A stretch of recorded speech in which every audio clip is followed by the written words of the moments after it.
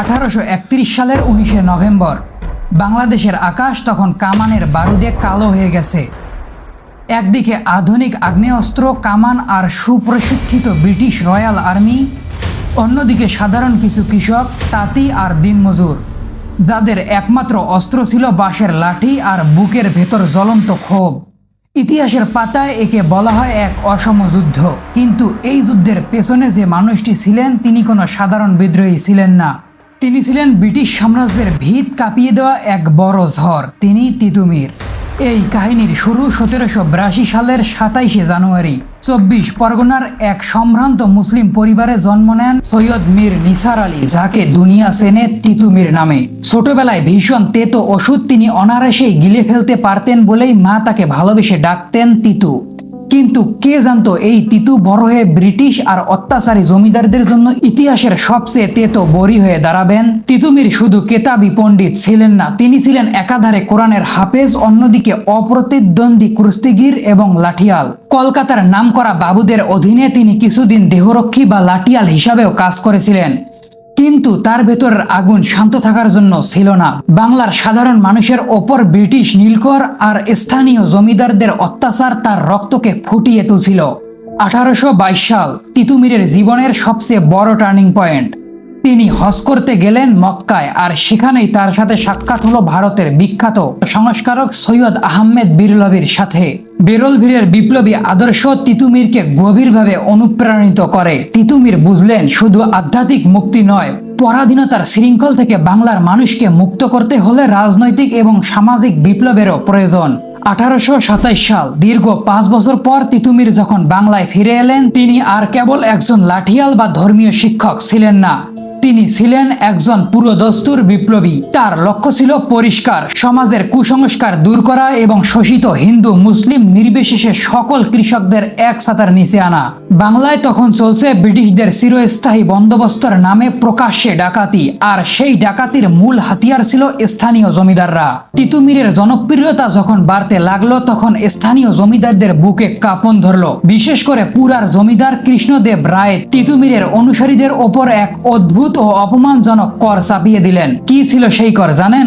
দাড়ির ওপর কর। হ্যাঁ, ঠিকই শুনেছেন। তিতুমিরের কোনো অনুসারী দাড়ি রাখলে তাকে 2.5 টাকা করে কর দিতে হতো, যা তখনকার দিনের একজন শ্রমিকের কয়েক মাসের আয়। জমিদারের এই অন্যায় করের বিরুদ্ধে গর্জে উঠলেন তিতুমির। তিনি কৃষকদের বললেন, 1 পয়সাও কর দেওয়া হবে না, কর দেব শুধু আল্লাহকে, কোনো অত্যাচারী জমিদারকে নয়। শুরু হলো সংঘাত। কৃষ্ণদেব রায়ের বাহিনী তিতুমিরের অনুসারীদের ওপর আক্রমণ করলো, মসজিদ পুড়িয়ে দিল, কিন্তু তিতুমির দমে যাওয়ার পাত্র ছিলেন না। তিনি তার লাঠিয়াল বাহিনী নিয়ে জমিদার কৃষ্ণদেব রায় এবং নীলকর ডেভিসের বাহিনীকে একের পর এক যুদ্ধে খড়কুটোর মতো উড়িয়ে দিলেন। জমিদার ও নীলকরদের হারিয়ে তিতুমির শুধু শান্ত হয়ে বসে থাকেননি। 1831 সালের অক্টোবর মাস, তিতুমির নিজেকে স্বাধীন ঘোষণা করলেন। তিনি 24 পরগনা, নদিয়া আর ফরিদপুরের একটি বিশাল অঞ্চল জুড়ে ব্রিটিশ শাসনের অবসান করে নিজের বিকল্প সরকার গঠন করলেন। তিনি নিজেকে বাদশাহ বা সুলতান ঘোষণা করলেন। তার ভাগ্নে গোলাম মাসুমকে বানালেন প্রধান সেনাপতি, আর মঈনুদ্দিনকে করলেন প্রধানমন্ত্রী। তিতুমির স্থানীয় জমিদারদের আলটিমেটাম দিলেন তার সরকারকে কর দেওয়ার জন্য। স্বয়ং ব্রিটিশ রাজত্বের বুকের ওপর দাঁড়িয়ে এত বড় দুঃসাহস এর আগে কেউ দেখায়নি।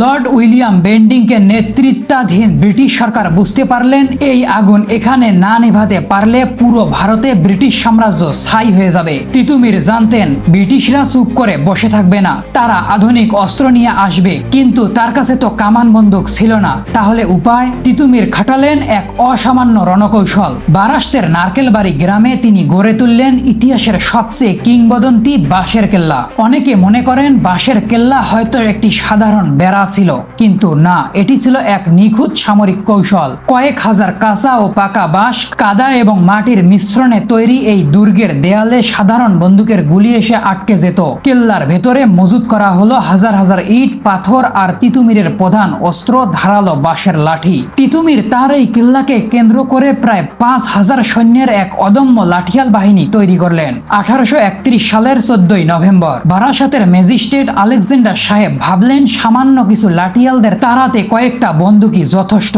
কিন্তু নারকেলবাড়িয়ার মাঠে পা রাখতেই তার বুল ভেঙে গেল। তিতুমিরের সেনাপতি গোলাম মাসুমের নেতৃত্বে লাঠিয়াল বাহিনী এমন এক ঝোড়ো গতিতে ব্রিটিশ বাহিনীর ওপর ঝাঁপিয়ে পড়লেন যে মুহূর্তের মধ্যে আলেকজান্ডারের বাহিনী ধূলিসাৎ হয়ে গেল। বেশ কয়েকজন ব্রিটিশ সেনা নিহত হলেন এবং স্বয়ং আলেকজান্ডার সাহেব কোনো মতে প্রাণ হাতে নিয়ে পালিয়ে বাঁচলেন। এই জয় পুরো বাংলার কৃষকদের মধ্যে দাবানলের মতো আত্মবিশ্বাস ছড়িয়ে দিল। তিতুমির প্রমাণ করে দিলেন সাদা চামড়া সাহেবরা অপরাজেয় নয়। এবার ব্রিটিশরা আর কোনো ঝুঁকি নিতে চায়নি। 19 নভেম্বর 1831 সাল মেজর স্কটের নেতৃত্বে 3টি রেজিমেন্ট সেনা আর গোলন্দাজ বাহিনী নারকেল বাড়িয়ার বাঁশের কেল্লাকে চারদিক থেকে ঘিরে ফেলল। কুয়াশা কেটে ভোরের সূর্য যখন উঠল তখন তিতুমির কেল্লার ওপর দাঁড়িয়ে দেখলেন চারদিকে শুধু বন্দুকের নল আর কামানের মুখ। তিতুমির তার অনুসারীদের দিকে তাকালেন, তাদের চোখে কোনো ভয় ছিল না। তিতুমির শেষবারের মতো গর্জে উঠলেন, ভাই সব, আজ আমাদের পরীক্ষা। ব্রিটিশদের গোলামি করার চেয়ে শহীদি মৃত্যু অনেক শ্রেয়। কামানের গোলার আঘাতে তিতুমিরের সেই স্বপ্নের বাঁশের কেল্লা ভেঙে চুরমার হয়ে গেল। তিতুমির নিজে যুদ্ধক্ষেত্রে বীরের মতো লড়াই করে শাহাদত বরণ করলেন। তার সাথে শহীদ হলেন আরো অসংখ্য স্বাধীন সংগ্রামী। সেনাপতি গোলাম মাসুমকে বন্দী করা হলো এবং পরবর্তীতে এই বাঁশের কেল্লার সামনেই তাকে ফাঁসি দেওয়া হলো। আর 350 জন বিপ্লবীকে দেওয়া হলো দীর্ঘ মেয়াদী কারাদণ্ড। ব্রিটিশরা ভেবেছিল কেল্লা ভেঙে দিলেই বুঝি তিতুমিরের নাম মুছে ফেলা যাবে, কিন্তু তারা ভুল করেছিল। তিতুমির হেরে গেছেন সাময়িকভাবে হয়তো, হ্যাঁ, কারণ বাঁশের লাঠি দিয়ে কামানের গোলার বিরুদ্ধে জেতা সম্ভব ছিল না, কিন্তু আদর্শের দিক থেকে তিনি জিতে গিয়েছিলেন। 1831 সালের 19 নভেম্বরের সেই বাঁশের কেল্লার আগুন নিভে যায়নি, বরং তা ছড়িয়ে পড়েছিল 1857 সালের সিপাহী বিদ্রোহে, ক্ষুদিরাম সূর্য সেনের সশস্ত্র আন্দোলন এবং 1971 সালের বাংলাদেশের মহান মুক্তিযুদ্ধে।